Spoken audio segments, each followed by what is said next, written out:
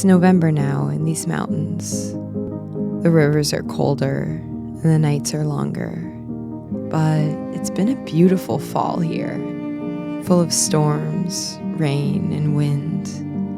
About a month ago, the leaves began to change color. And now those same leaves are dying and falling to the earth. Things are changing again. I can feel it on these early mornings as I stand on top of the mountain. The air shifting, the storms blowing in from the north. This week I've been lighting all my brush piles on fire, and it feels like a cleansing before winter. A small transition into something new. There's something about watching the summer brush turn to ash that feels like starting over. I also harvested the last of my garden this week. Baskets of onions, carrots, and potatoes, now stored away for the winter months ahead. It was a beautiful gardening season this year, and it's sad to say goodbye, but I'm already planning for next year as I prepare the beds for a long winter underneath the snow. This year, to prepare my garden, I pulled out the last of the dead plants and then covered the soil with leaves and mulch to protect it from the cold. And time keeps moving forward. The seasons change, the leaves die, and we enter another chapter here in these mountains, the season of darkness, when the sun barely touches this valley and the cold feels all-consuming.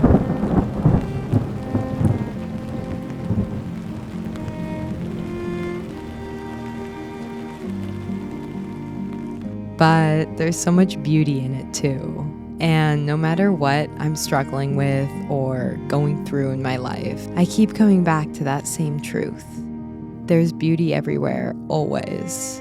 We just have to look. Oh my gosh, you guys. Look at the color of the sunrise. Look at this. Oh my god.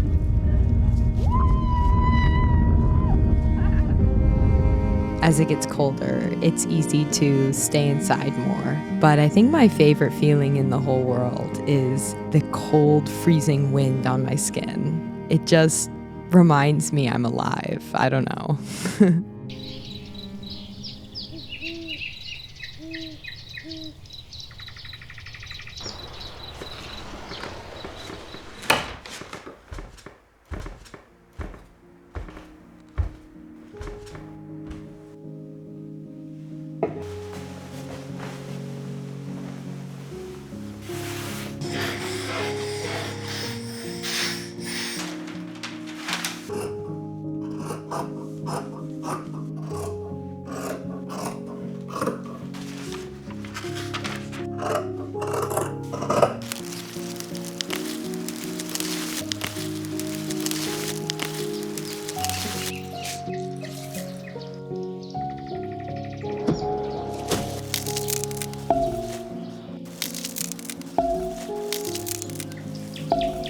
So today I harvested the last of my beets, and I'm using them to prepare a dye bath for fabric. I've had this vision lately of sewing a red dress for winter. I just think it would look so pretty, like a red dress in the snow. So today I'm gonna try to dye my fabric red using beets. I've been soaking these beets in water for about 2 full days now, 48 hours, and I'm just removing the beets from the water and placing my pre-treated fabric into the dye. And oh my goodness, you guys, I was so shocked by how quickly the color changed. It was incredible to watch, to be honest. At first, I was a little worried as I heated the fabric on the stove. The color looked a little bit more pink than red, but after soaking it for like 3 full days, it definitely deepened a lot. The thing about plant dyeing is that it's hard to get a really rich, saturated color. Natural dyes tend to be softer and more muted, but honestly, I was impressed with how dark this turned out. I think this could be my most successful plant dyeing experiment.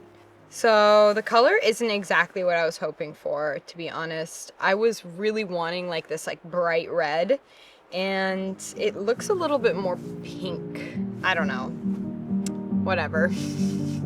Living up here in the mountains, I've really learned how important it is to have the right clothes for the season. Things that are warm, functional, and made to last. And as I've been pulling out my winter clothes, I've realized that there's a few things that I would love to add for the colder months ahead. That's why I've been loving shopping on ThredUp, who's sponsoring today's video. ThredUp is an online thrift store where you can find thousands of secondhand pieces from brands like Patagonia and Madewell, all up to 90% off retail. I bought these incredible jeans that are the brand Levi for only $22 on ThredUp, and I have been wearing them almost every day since I got them, from chopping wood to sailing. I love how multi-purpose they are. I just love that I can find high-quality, functional pieces that fit my lifestyle without having to buy new.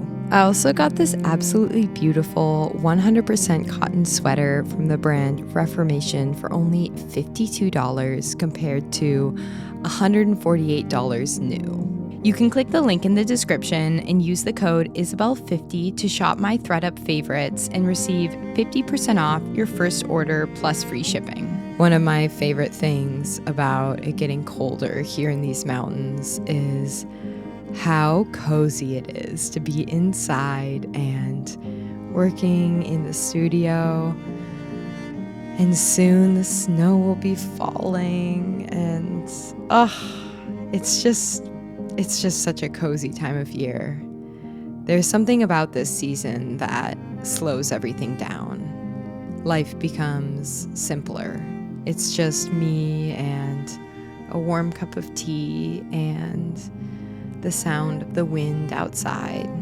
And I think that's the beauty of it. Life doesn't always have to be big or complicated to be meaningful. Sometimes it's as simple as writing a story, or baking a loaf of bread, or just sitting quietly with a warm drink, feeling content with the moment you're in.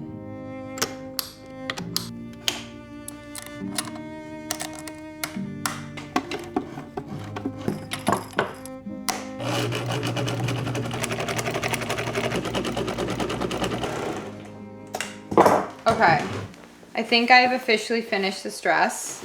What do you guys think of this color? Isn't it kind of crazy? When I took it out of the dye bath, I was like, whoa. I don't think I've ever seen anything like this before in my life. I can't believe it came from Beets. Oh my gosh. Okay, let's try this on and yeah, see what we think.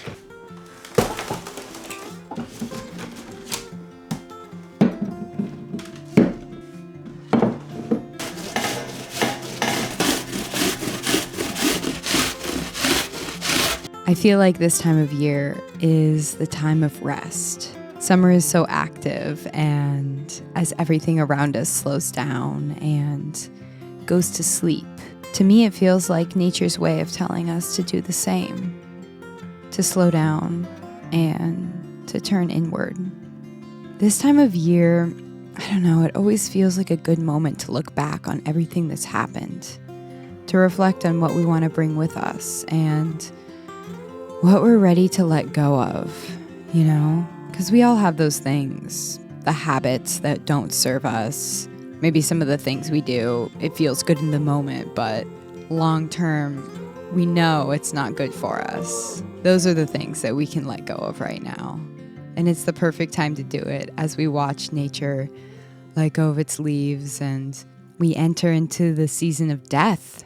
And for me, these darker months, it's all about making space, letting go of what no longer fits so that we can make space in our life for something new. I look forward to this moment all year. The taste of the first batch of apple cider, fresh from apples I picked today. It is the greatest taste in the entire world. I'm not kidding. It snowed today. And I feel like once it snows, that kind of marks the beginning of winter. Once the snow comes, like, it no longer feels like fall.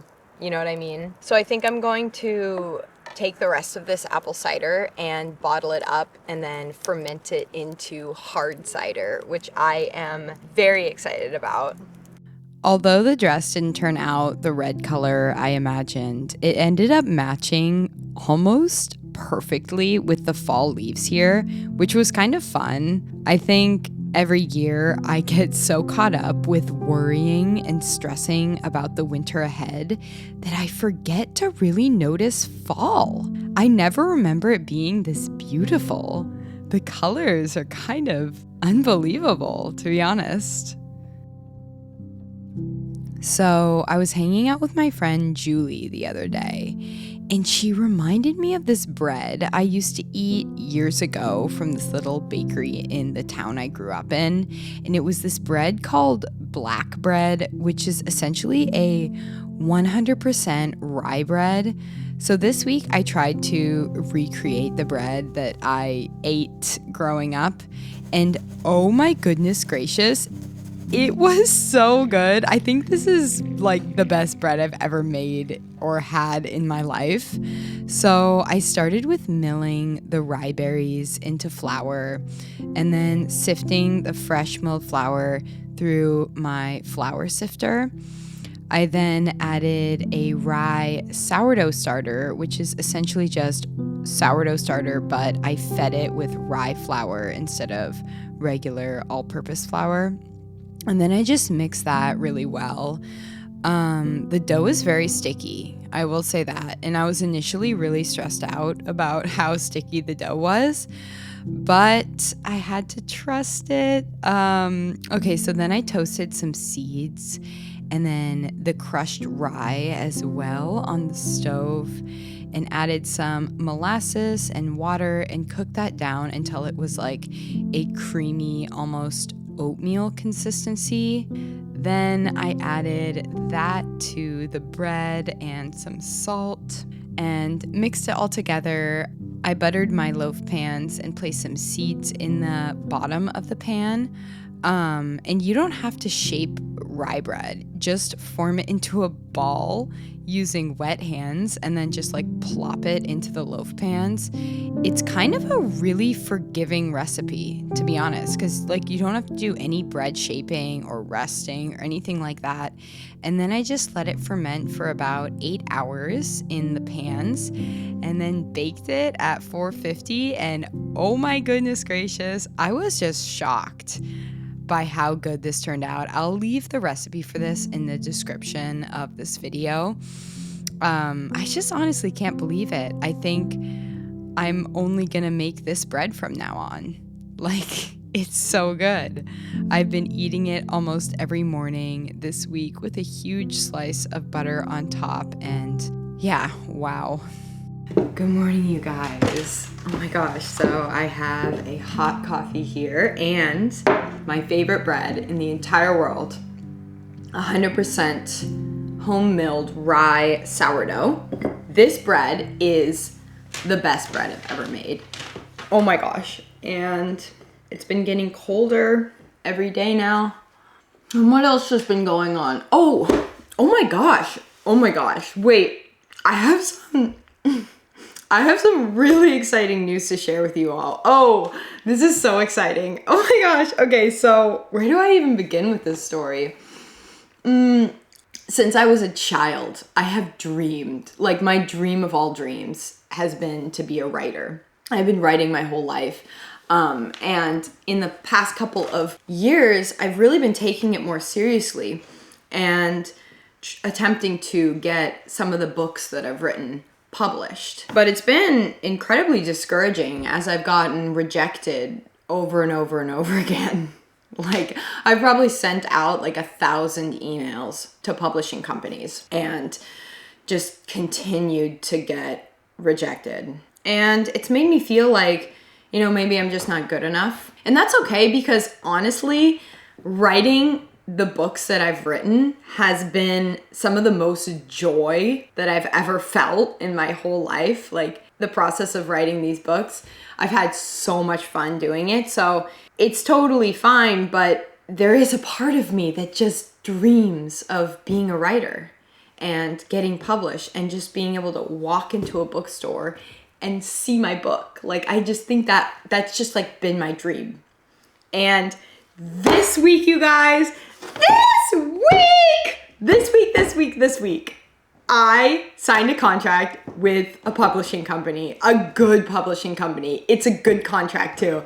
And I am going to be, I'm going to be in a bookstore. I'm going to be in a bookstore. Oh my gosh, it's so exciting. So the book that's getting published is the one that I wrote last year. I kind of talked a lot about it. Like I wrote it last winter. And it's gonna be in a store! Sorry, I'm like really, really excited about this.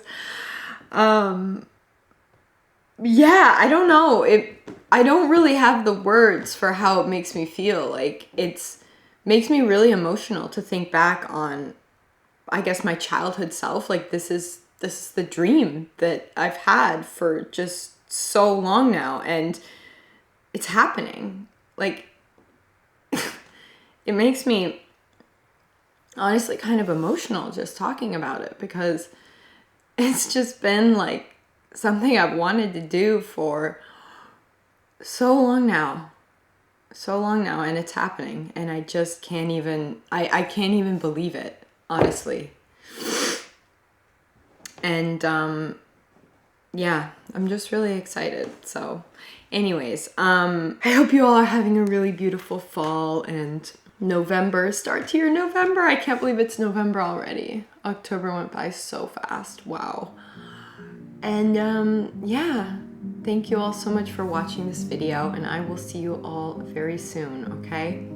Bye-bye. Anyways, you guys, thank you all so much for watching this video, and thank you again so much to ThredUp for sponsoring this video. You can click the link in the description and use the code Isabel50 to shop my ThredUp favorites and receive 50% off your first order plus free shipping.